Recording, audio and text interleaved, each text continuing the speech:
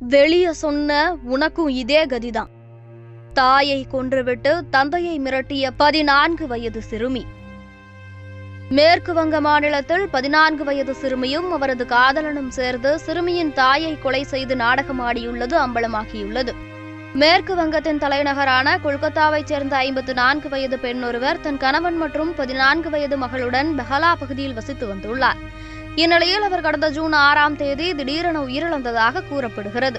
தனது மனைவி உயிரிழந்ததும் கடும் மன உளைச்சலில் இருந்த சிறுமியின் தந்தை கடந்த சனிக்கிழமை தனது மனைவியின் இறப்பு குறித்து அண்டை வீட்டு நபர் ஒருவரிடம் பேசியுள்ளார்.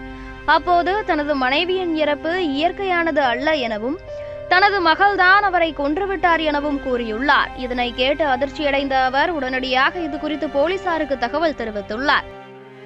இதனையடுத்து விரைந்து சென்ற போலீசார் அவரிடம் விசாரணை மேற்கொண்டுள்ளனர். அதில் பல திடுக்கிடும் தகவல்கள் வெளியாகியுள்ளன. 14 வயதான சிறுமியும் அவரது காதலனான மற்றொரு சிறுவனும் சேர்ந்து அவரது தாயை கழுத்தை நெரித்து கொலை செய்துள்ளனர். பின்னர் யாருக்கும் சந்தேகம் வராமல் இருக்க பெஹாலா பகுதியில் உள்ள ஒரு மருத்துவரிடம் அவரது மரணம் இயற்கையானதுதான் என்று சான்றிதழ் வாங்கி அந்த தாயை அடக்கமும் செய்துள்ளனர்.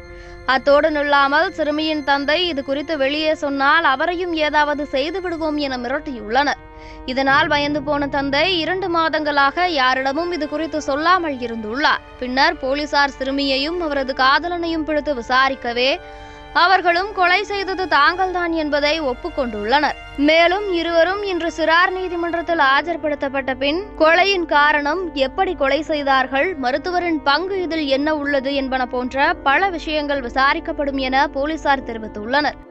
14 வயதே ஆன சிறுமி பெற்ற தாயையே கொலை செய்து அதை வெளியே சொன்னால் தந்தையையும் கொன்றுவிடுவேன் என மிரட்டி 2 மாதங்களாக நாடகமாடி வந்தது அதிர்ச்சியை ஏற்படுத்தியுள்ளது.